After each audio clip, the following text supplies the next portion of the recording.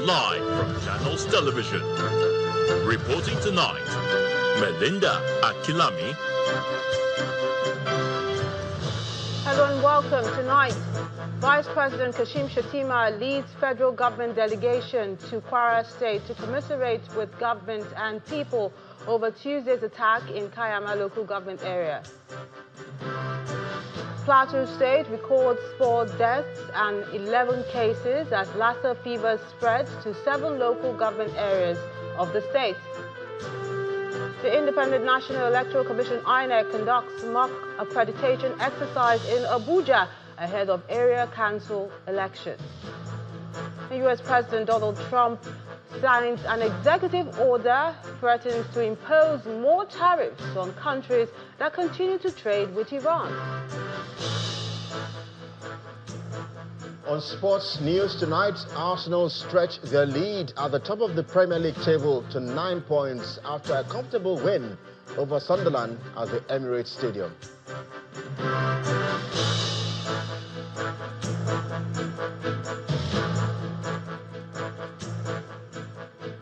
Military troops have been deployed to Kwara State as Operation Savannah Shield gets underway.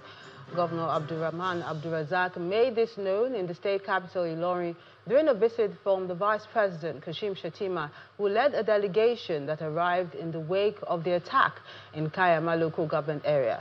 The National Emergency Management Agency, NEMA, has also been mandated to mobilize resources to give support to distressed communities. Aircraft conveying the federal government delegation landed at the General Tunde Idiagbon International Airport at about 10:30 Saturday morning. The delegation is led by Vice President Kashim Shettima, who is accompanied by Governor Babagana Zulum of Borno State, Senator Ali Ndume, and former Deputy Senate President Mr. Ove Omagege. The Vice President is received at the airport by Governor Abdurrahman Abdurrazak of Kwara State before proceeding to the banquet hall of Government House in Ilorin, the state capital. At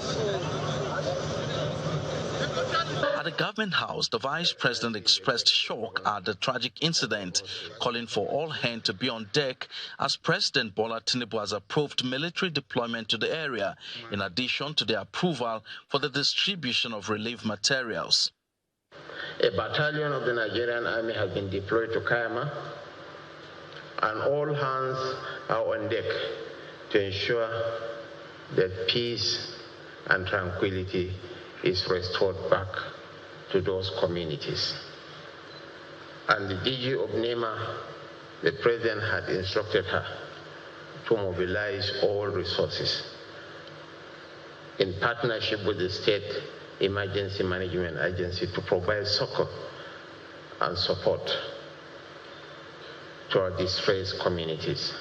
Responding, the Kwara State Governor commended the swift response of the federal government to the incident, adding that troops are already on ground and the Operation Savannah Shield is in motion. The Operation Savannah Shield is in motion.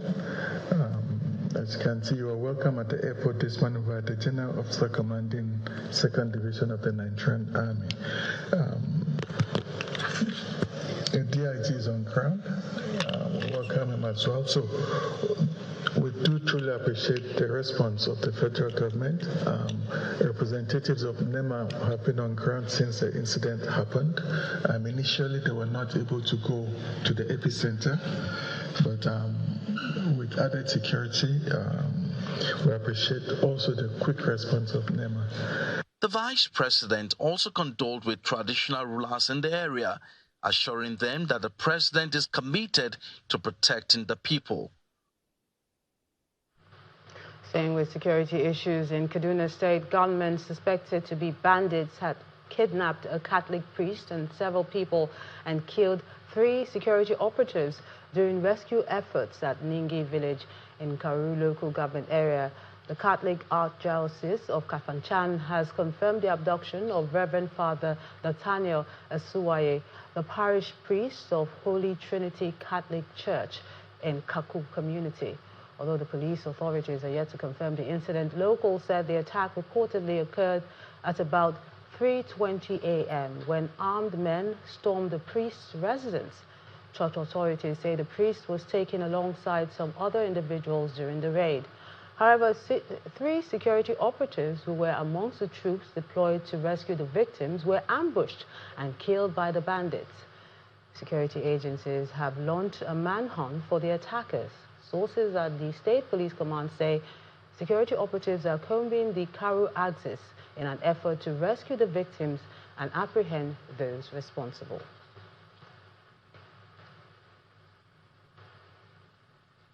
Now let's move to this special report. Cancer remains one of the leading causes of death in the country, with thousands of new cases recorded every year.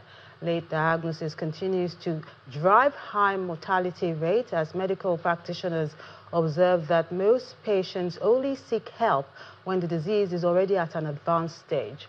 However, the federal government says it's taking decisive steps to improve early detection and strengthen oncology services nationwide.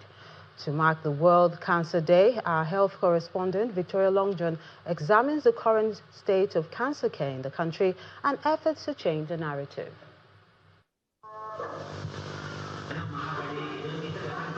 Every year, for thousands of Nigerians diagnosed with cancer, the journey often begins late, sometimes too late.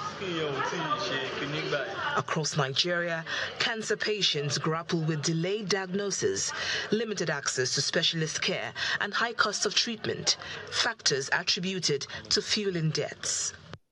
According to data from the World Health Organization, as of 2023, Nigeria recorded over 127,000 new cancer cases and 79,542 cancer-related deaths, with a 5-year prevalence of 269,109 cases. Breast, prostate, cervical, and colorectal cancers are the most prevalent in Nigeria, with breast cancer being the leading cause of death amongst women. Incidence is higher in women, with roughly 88 women diagnosed daily. For years, Nigeria's oncology services have been overstretched, with few radiotherapy machines, limited diagnostic equipment, and a shortage of trained oncologists. As of 2025, there are approximately 27 cancer treatment centers in Nigeria, catering to a population of over 200 million people. In response, the federal government is scaling up early detection and strengthening cancer care infrastructure nationwide.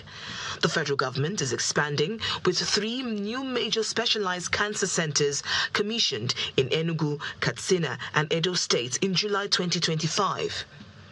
The government is actively upgrading infrastructure, including 6 federal tertiary hospitals in Zaria, Enugu, Lagos, Katsina, Jos, and Benin, with advanced modern equipment to reduce the need for overseas treatment.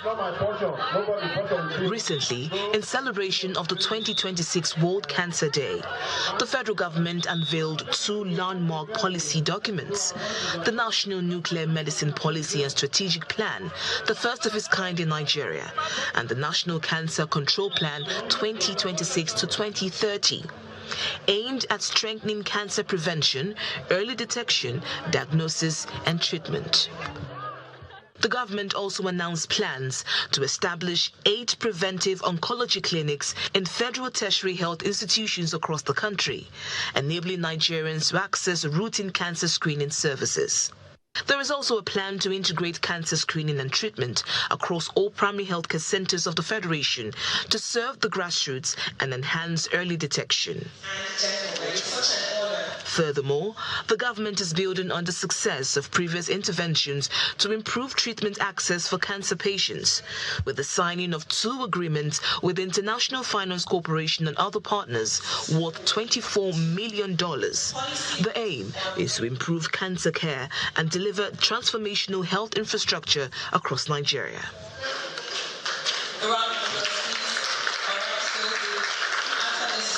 There's a whole value chain upstream as well as downstream that can be unlocked so that the jobs and the economic growth can happen.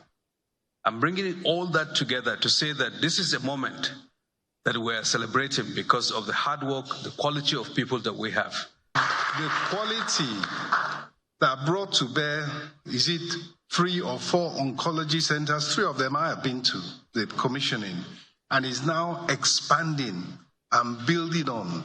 Is that momentum that President Bola Ahmed Tinubu is putting in place for the economy broadly. The Cancer Health Fund was created to cushion the cost of cancer care for vulnerable Nigerians.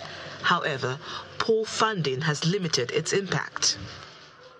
In the 2025 budget, the federal government proposed a total of 200 million naira for the Cancer Health Fund, 150 million for the National Cancer Health Fund, and 50 million naira for the Childhood Cancer Health Fund. However, in the 2.48 trillion naira allocated to the health sector in the 2026 budget, there is no disclosure of the fund for cancer care and treatment.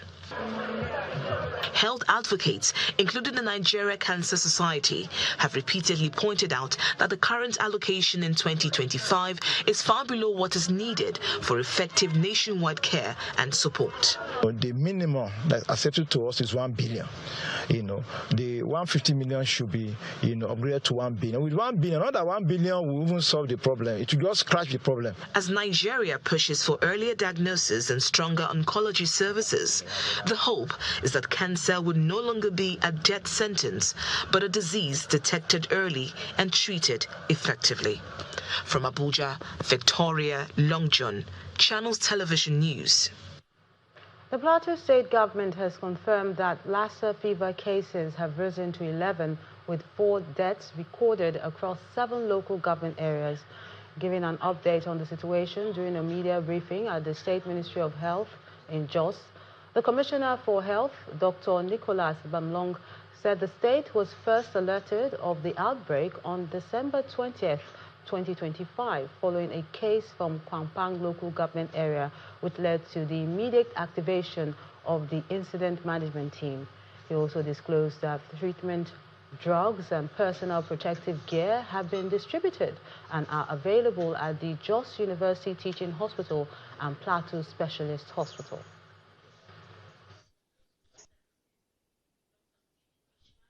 So far, we have had about 28 suspected cases just this year alone, and 6 of them confirmed positive, meaning that from that December till now, 11 positive cases have been confirmed. And out of that 11 confirmed cases, we've recorded 4 deaths. 2 deaths occurred at the Jos University Teaching Hospital, 1 at the Plateau Specialist Hospital, and 1 at the Bingham University Teaching Hospital.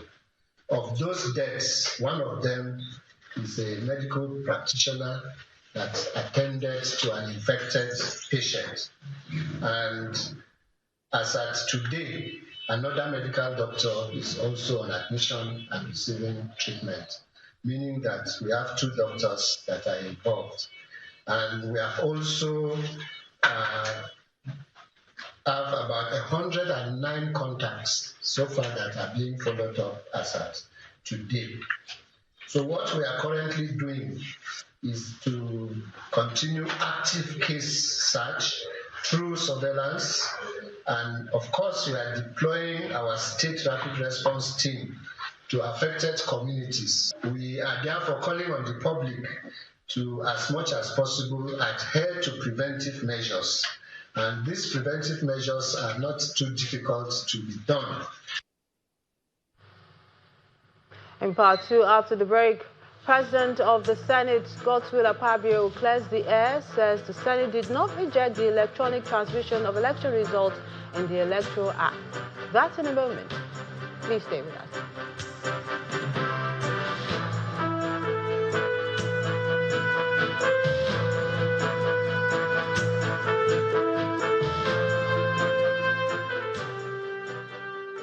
Since Nigeria's independence in 1960, we have been building. Beyond homes, we built strong families and even stronger bonds and relationships. Beyond offices, we built foundations for forging Africa's formidable economic powerhouse. Beyond sports facilities, we built the passion of a nation. Together, you and us have built the foundations of yesterday and today. Together, we'll build the next possibilities. Lafarge, a member of Washin, Beyond Buildings. Our website, channelstv.com, has more information on our top stories and others. Subscribe and watch Channels Television's live stream on YouTube and other social media platforms using your mobile device browser. Or download the Channels TV app for Android and iOS devices from their respective stores. You can also watch us via your smart TV platforms on Apple TV, Android TV, Fire TV, and Roku. Channels Television, ubiquitous.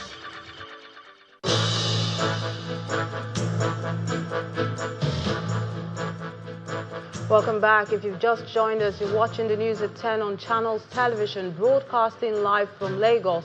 A reminder of our top stories. Vice President Kashim Shettima leads federal government delegation to Kwara State to commiserate with the government and people over Tuesday's attack on some communities in Kayama local government area.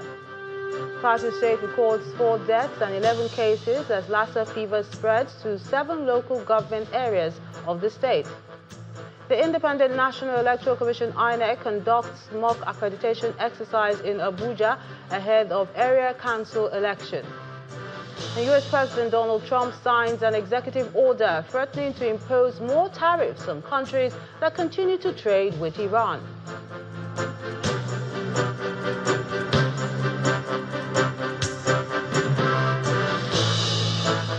Ahead of the area council elections in the Federal Capital Territory, the Independent National Electoral Commission INEC has conducted a mock accreditation and voting exercise across selected polling units.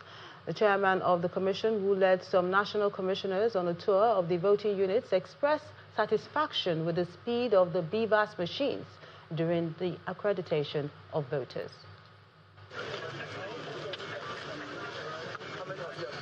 It's 2 weeks to the forthcoming area council elections in the Federal Capital Territory, and the INEC chairman, the resident electoral commissioner, along with other national commissioners, are on a monitoring tour of the mock voting exercise in selected polling units. The aim of the exercise is to check the functionality of the equipment introduced by the Commission to identify and correct any lapses before the main election. Yes, I use his surname, yes, to bring out his details, yes, his information.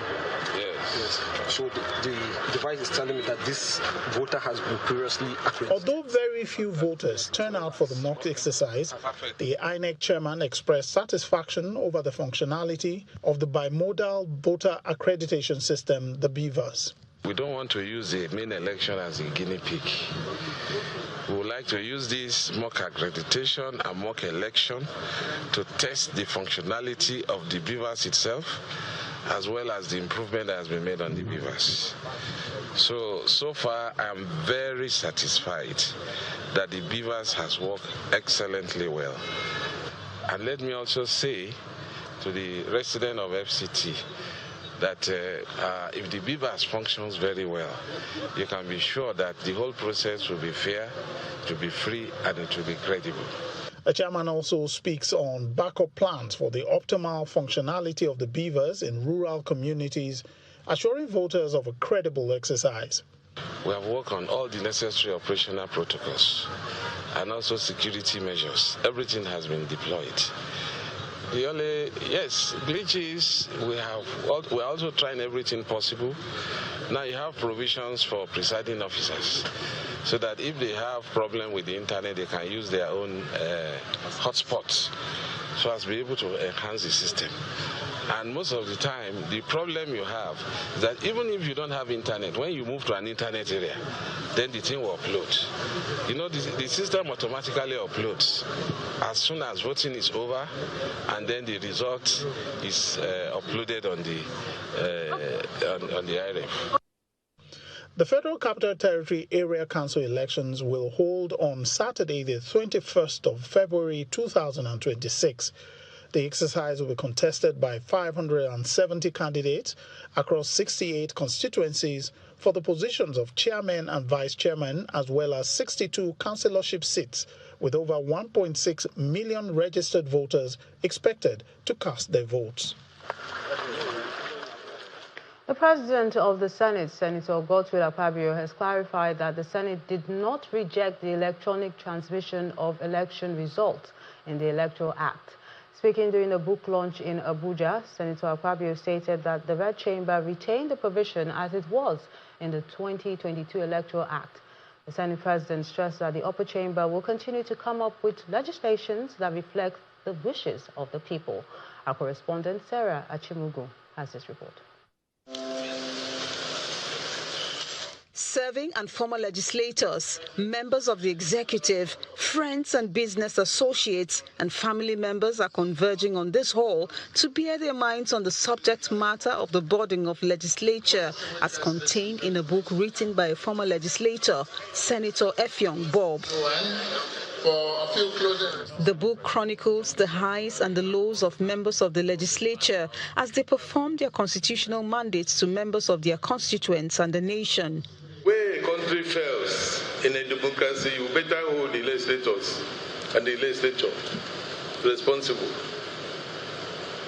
The question is, do they have the courage to do it, to do the right thing? This country will survive if we have a vibrant legislature at all levels. Legislators that can stand for the truth. The moment you are named by a party as an aspirant, the moment you become an aspirant, either through your own desire or by imposition, you become Father Christmas. You have to, from that point onwards. You solve all sorts of problems, you pay school fees, people will come with medical bills, with school fees, rent, everything. And God bless you if you don't respond positively. You try to say that this is too early. They will tell you, the man not ready for this business. The President of the Senate, who is the special guest of honor at the event, also speaks on the role of members of the legislature, describing it as daunting. Why do you think that paper will agree in Lagos? He used the opportunity to clarify the stance of the Senate on the inclusion of electronic transmission of election results in the Electoral Act Amendment Bill. The Senate has not removed any means. If you want to use bicycle to carry your votes from one polling unit to the World Center, do so. If you want to use your phone to transmit, do so. If you want to use your iPad to do anything, do so. If you have network in your area, go ahead with transmission. But all we said during discussion was that we should move the word real time. Because if you say real time, and there is network, what I call grid failure, and then the network is not working, when you go to court, somebody will say it ought to have been real time. That was all we said.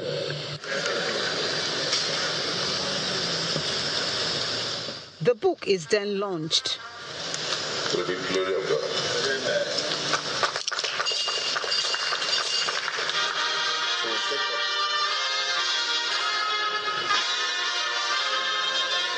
The author is hoping that the book serves as a guide to shape the thoughts of legislators and the general public in the process of lawmaking. Sarah Chimugu, Channels Television News. Imo State has rolled out the drums in grand style, marking 50 years of existence with glitz, glamour and reflections on a journey of resilience, growth and hope for a better future. The grand finale of Imo at 50 celebration held at the Government House, Owerri, the state capital, brought together former and present leaders as well as prominent sons and daughters to celebrate a shared heritage and chart a path of unity and progress. Our correspondent, Eitope Kute, has this report.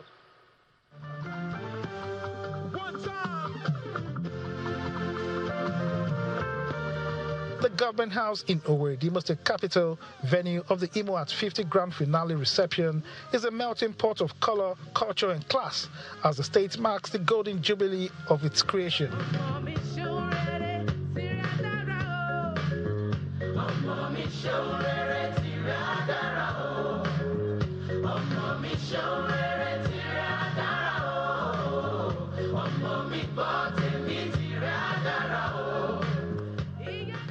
Dignitaries from across the country converge here to celebrate what many describe as 50 years of determination, enterprise, and the unbreakable Imo spirit. The Imo State, under Hope Uzodimma, is making a significant contribution to the wider Nigeria's economic development and progress. My wish is that Nigeria should make similar progress in its political evolution. In his address, Governor Hope Uzodimma describes the anniversary as a defining moment in the history of the Eastern Heartland, reflecting on the humble beginnings of the state in 1976 and its steady transformation into a modern subnational economy. It has been 50 years of building upon hope, relying on the grace of God, the resilience of our people, and the promise of tomorrow. I give God all the glory that in these 50 years, He has proven Himself faithful, guiding our footsteps, marching with us in victory after victory, and sustaining us in our quest to establish a various state of excellence with shared prosperity and determined hope for the future. Delivering his address, Vice President Kashim Shettima, who is representing President Bola Tinubu, commends Imo State for its remarkable achievements over the last 5 decades. He praises the state's contribution to national development. The beauty of every journey, as the saying goes, lies in the pause that allows us to look back. Reflection gives us the wisdom to see clearly what we have done right, what we must correct, and what we must carry forward. For Imo State, a day such as this is a moment of gratitude. Gratitude for 5 decades of contribution to the Nigerian project and for producing generations of citizens whose influence has shaped our national life. A major highlight of the celebration was the presentation of awards to deserving Imo indigents, both living and those who have passed on, including those who have distinguished themselves through exceptional service and contributions to the growth and development of the state.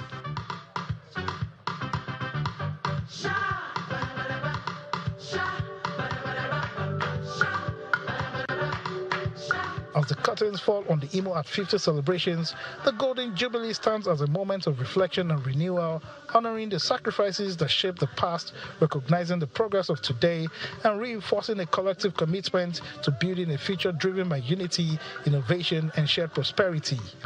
Eyitopekute, Channels Television News. The FCT minister has commissioned the Renewed Hope Secretariat in Port Harcourt, the River State capital. Opening the facility earlier today, Mr. Nyesom Wike commended the coordinator of the Renewed Hope political movement in the state, Mr. Desmond Akawo, while reiterating his position that River State is a no-go area for opposition parties to operate in. Mr. Wike also had some strong words for those accusing him of betrayal. Our correspondent, Charles Oporum, has this report.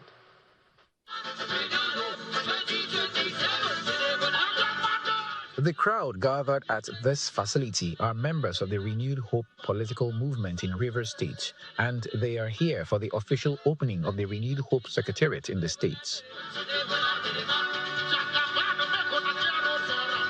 Soon, the FCT minister Nyesom Wike arrives and is received by his supporters.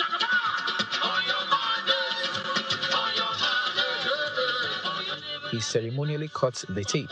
Oh God the Father, the Son, the Holy Spirit. thus opening the facility before he is then conducted around by Desmond Akawo, the coordinator of the Renewed Hope political group.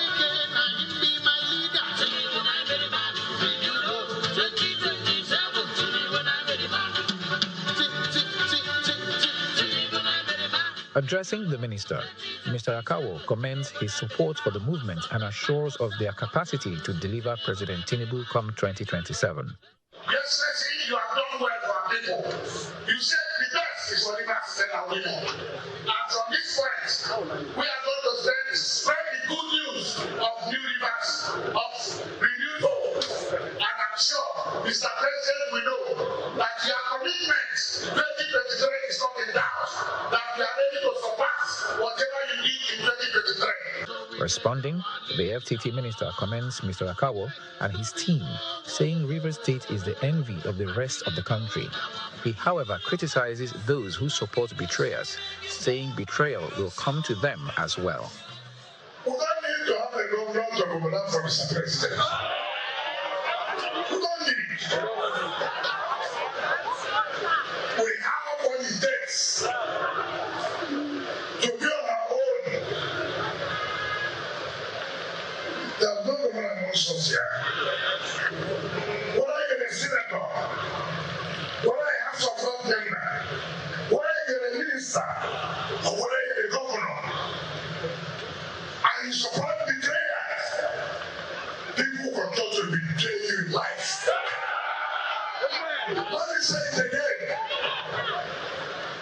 Whether you're a senator, whether you're a member of House of Representatives, whether you're a minister, and whether you're a governor, you sit down and support those who betray.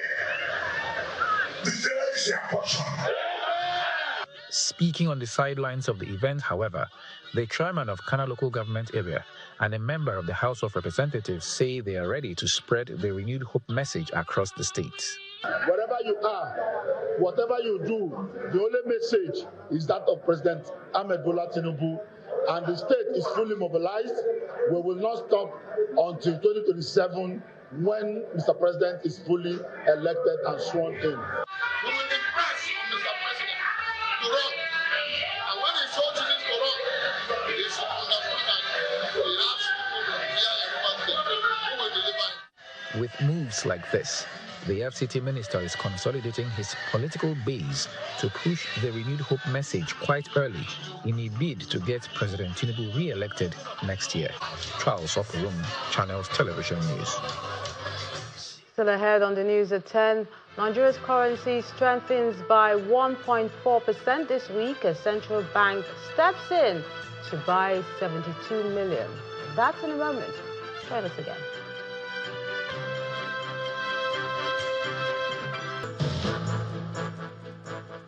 Welcome back. Bauchi State is also marking its Golden Jubilee with a public lecture that brought together top government officials, policy makers and dignitaries from across the country. The event, organized by the administration of Governor Bala Mohammed, reviews the state's journey over the years, spotlights key development efforts and governance priorities. Bauchi, known as the Pearl of Tourism, is one of the states celebrating its Golden Jubilee.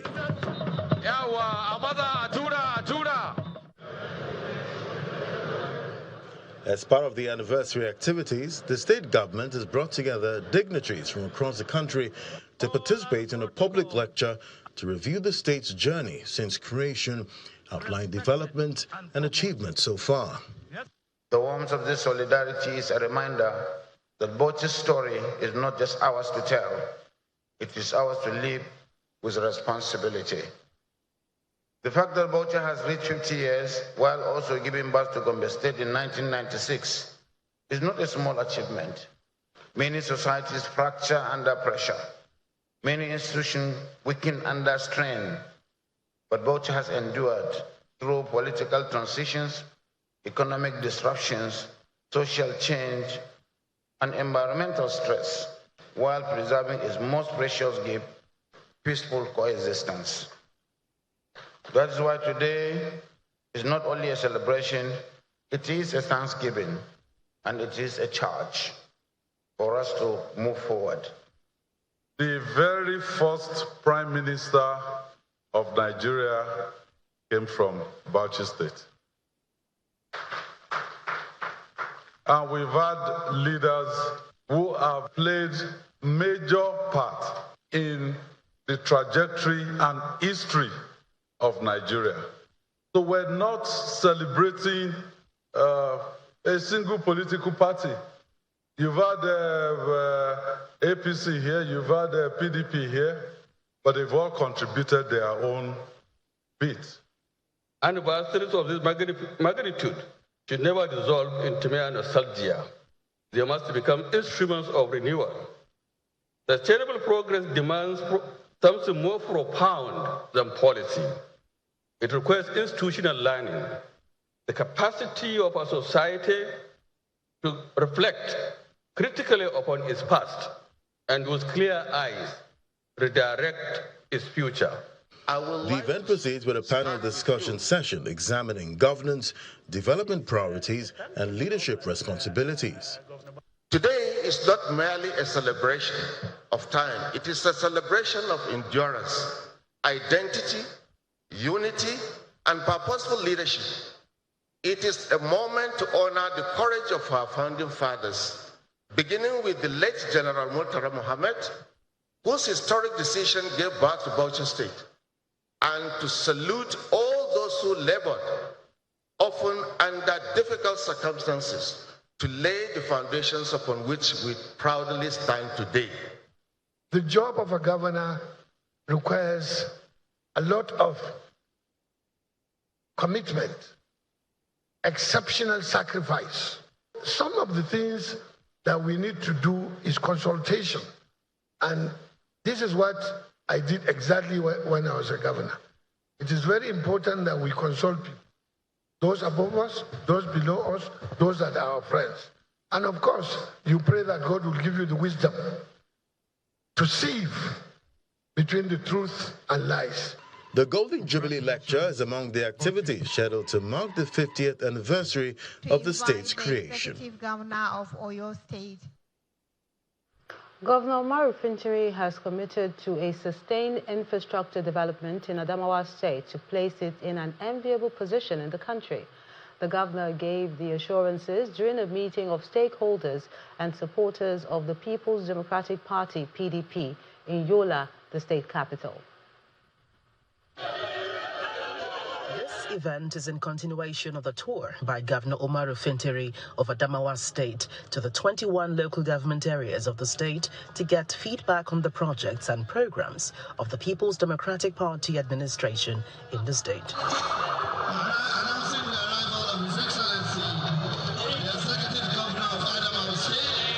The governor arrives to Old Jimeta Stadium in Yola North local government area in company of his deputy, Professor Kalek Tapwa, George Farota, and other top government officials. The crowd display the flags of the PDP as they roll out the drums for the governor. The stakeholders meeting is part of the governor's ongoing tour across the state aimed at reviewing his performance in office and listening to the people. Leaders of Yola North local government area applaud the governor for his performance. Actually, His Excellency the Governor took it upon himself to go around the 21 local government to see for himself the work done partially by the state and also by 21 local governments.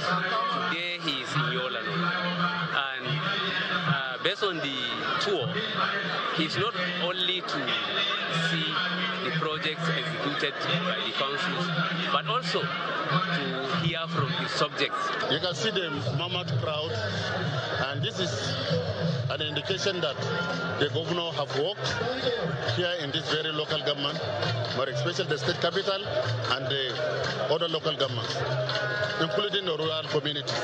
It's more or less the governor moving around and commissioning most most of the projects, you understand, that the local governments have aligned alongside these policies. Addressing the gathering, Governor Fintiri stresses that his administration has delivered his campaign promises, stating that the achievements recorded is a product of prudent management of resources. People can feel, people can touch, and they can commission our project in Adamawa in our quest for building the Adamawa of our dream. Governor Fintiri also commissioned the newly constructed official complex of the Yola North Local Government Secretariat to enhance smooth operations of the area. The Lagos State government and Canadian government have begun collaborating on key justice sector initiatives and institutional capacity building. Under the Canada-Nigeria Justice Cooperation Project, the Lagos State Ministry of Justice hosted a delegation from the Department of Justice, Canada, with the aim of deepening the understanding of the ministry's mandates, institutional framework, and key initiatives within the criminal justice system, especially gender-based violence, child abuse, and human trafficking.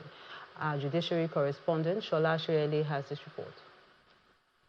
As part of efforts to deepen international knowledge sharing, cooperation and collaboration, the Attorney General and Commissioner of Justice Lagos State led top officials of his ministry to these international knowledge sharing engagements under the Canada-Nigeria Justice Cooperation Project.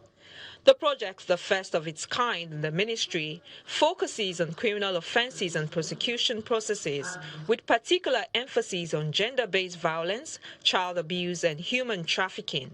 The visit underscores the growing importance of international cooperation in the justice delivery, particularly in addressing complex and cross-cutting issues such as gender-based violence and child protection, which continue to challenge legal system across all jurisdictions.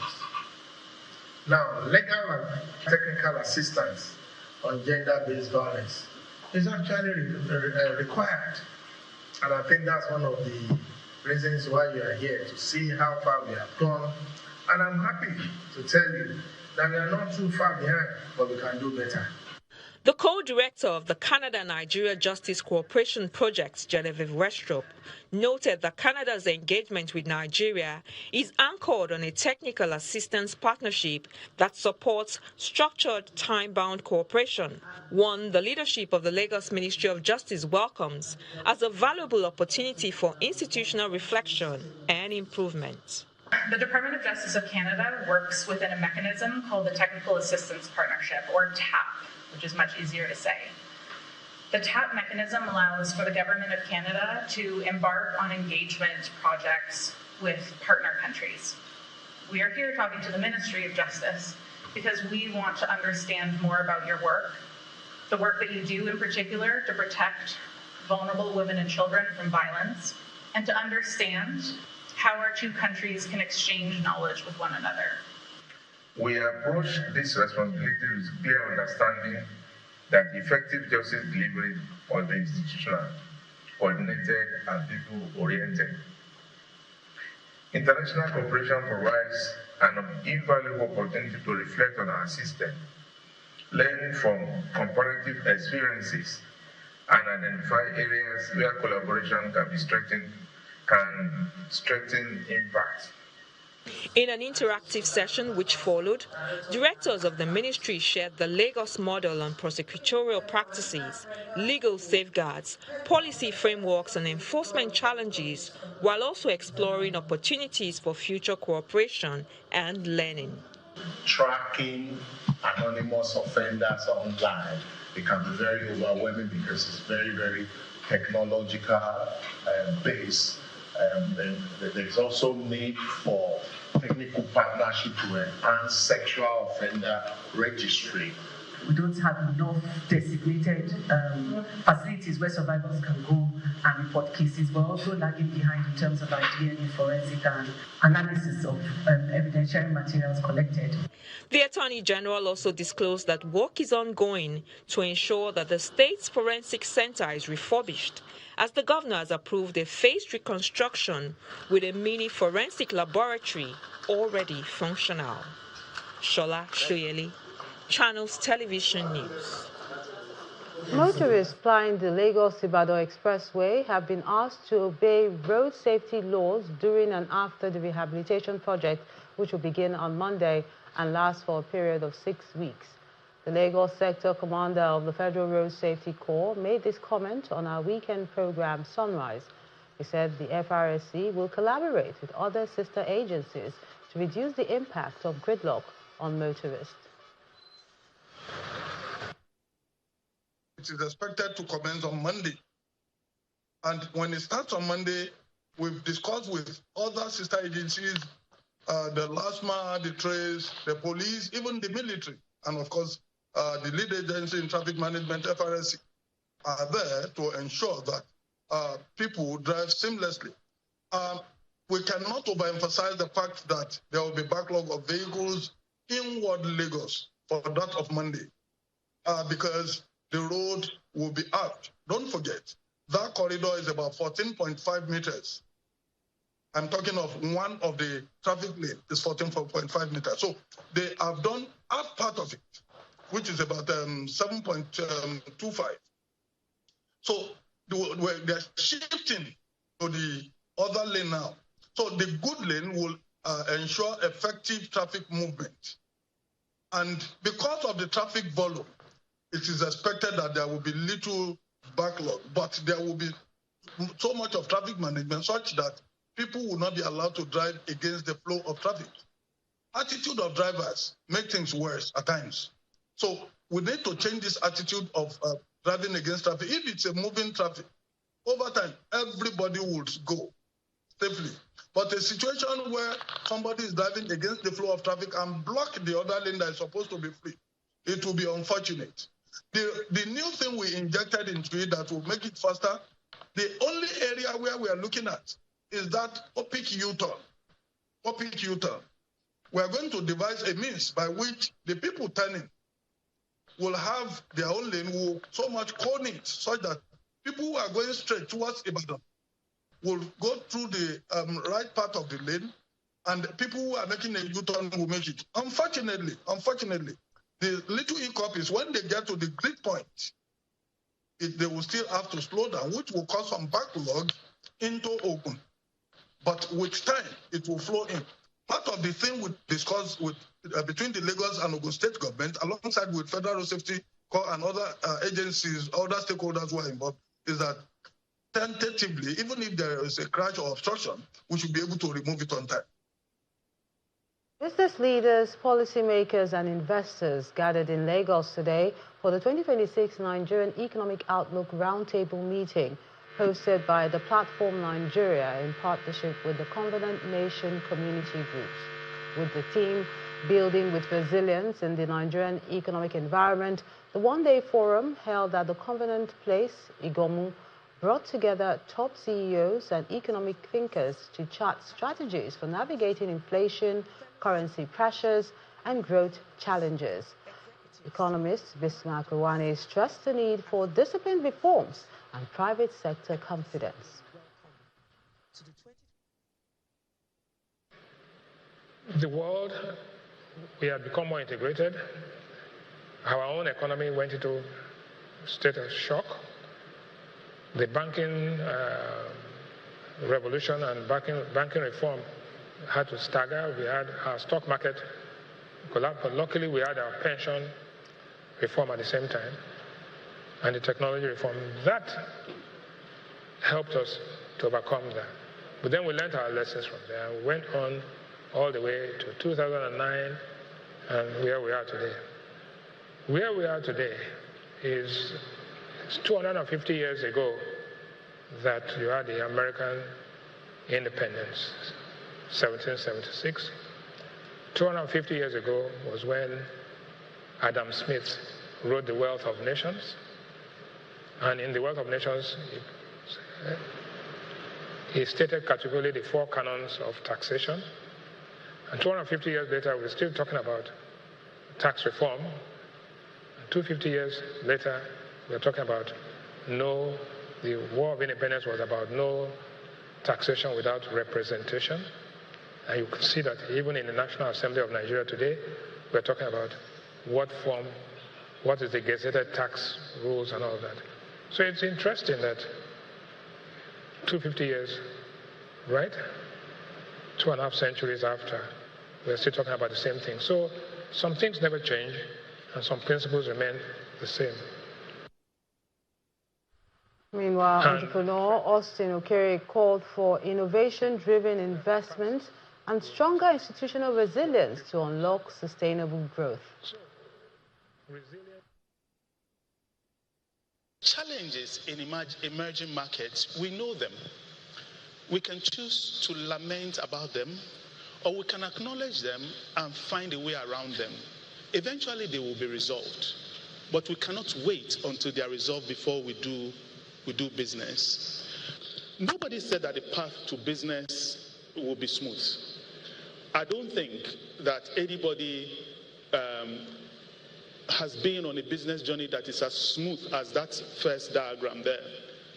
There are always ups and downs. But the headwinds are balanced by tailwinds. For instance, you can see a rope that will take you across. Focus on the solutions, and that's where you are going to see that you overcome the challenges. The Naira ended the week stronger at the official foreign exchange market, appreciating 1,363 Naira per dollar. That's according to the data collected from the Central Bank of Nigeria's website. Friday's closing came as the best since May 6, 2024, when the Naira exchanged at 1,354 to the dollar. CBN's daily trading data shows that the local currency maintained a largely stable but firmer trajectory throughout the trading week. The improvement comes amidst the modest reserve accretion and continued divergence between the official and parallel market rates.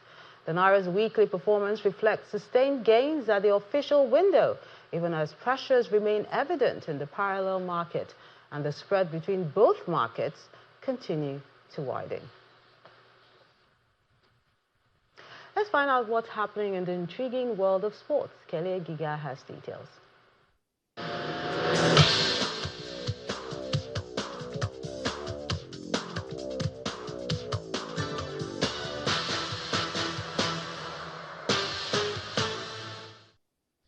Many thanks indeed, Melinda. Coventry City boss Frank Lampard has revealed why he brought in Super Eagles midfielder Frank Onyeka from Brentford. Lampard says Onyeka's display for Nigeria at the 2025 Cup of Nations earned him a move to the club. And the coach hopes the 28-year-old's experience can help Coventry City in their race for promotion to the English Premier League.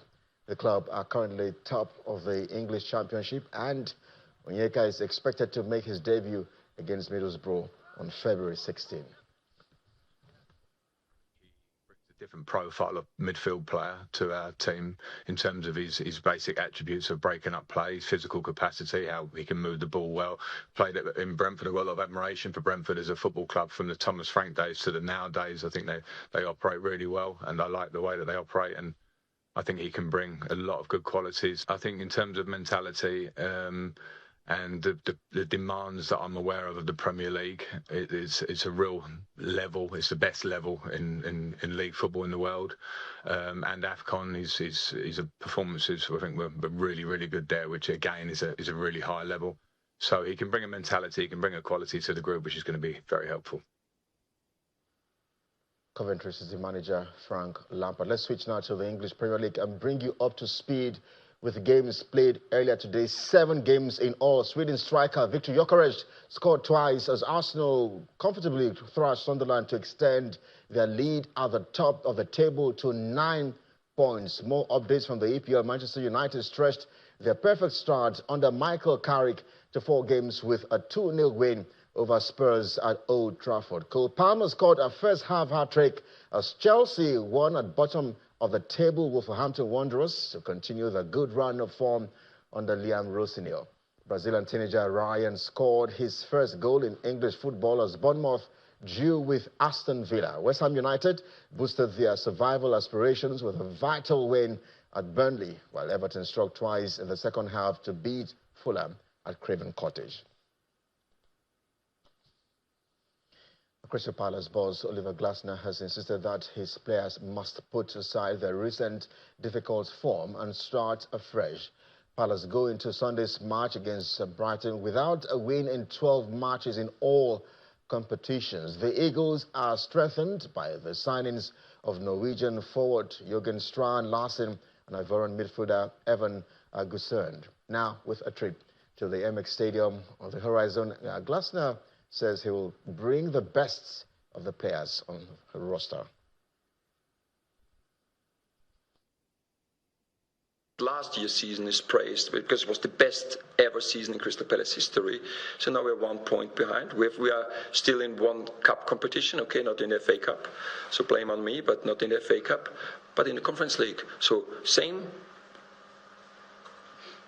situation, and now it's our job, the team's job, to make the best of it and get the turnaround to finish the season as good as last year. Let's take you now to the world of tennis, where Czech Republic teenager Sara Belek has completed a surprise run to her first WTA Tour singles title at the Mudadala Abu Dhabi Open with a 7-6, 6-1 win over Russian Ekaterina Alexandrova. But Belek recorded her 7th consecutive victory on the Emirati hard court in just under 1 hour and 40 minutes against Alexandrova.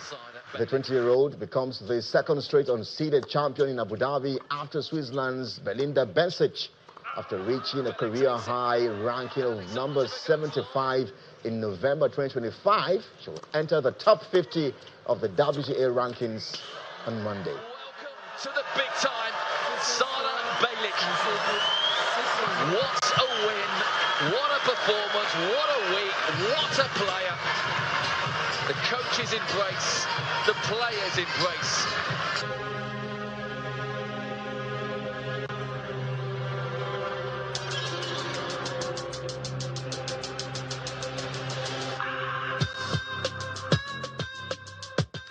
And congratulations are absolutely in order for the Czech Republic's Sara Belek. That's sports. I'm Kelly. Gigas, back to Melinda.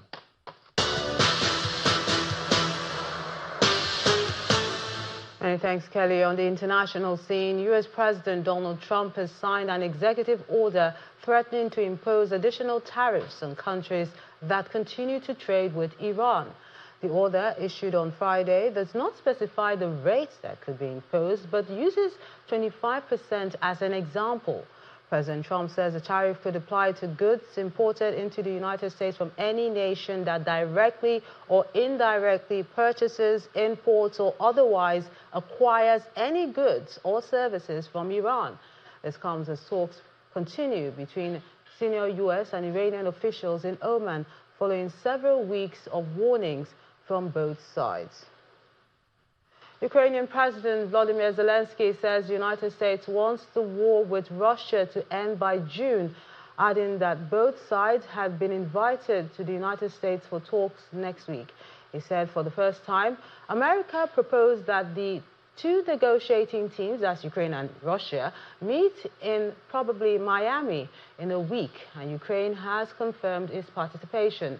There was no immediate comment from Washington or Moscow, but U.S. President Donald Trump has been pushing for an end to the conflict since he took office again more than a year ago.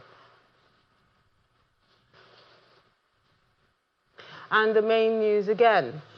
Vice President Kashim Shettima has led federal government delegation to Kwara State to commiserate with the government and people over Tuesday's attack on several communities in Kayama local government area.